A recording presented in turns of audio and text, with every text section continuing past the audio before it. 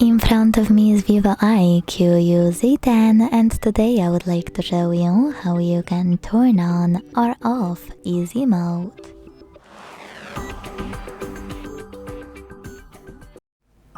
Begin by going into Devices Settings.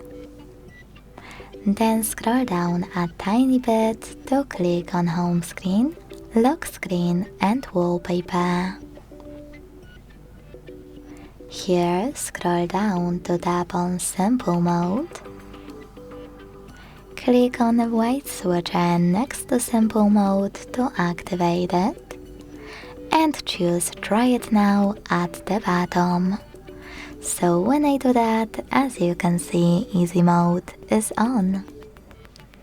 If you want to go back to the standard one, you need to click on Devices Settings. Tap on Exit Simple View here and wait.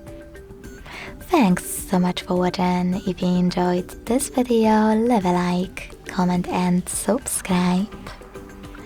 Bye!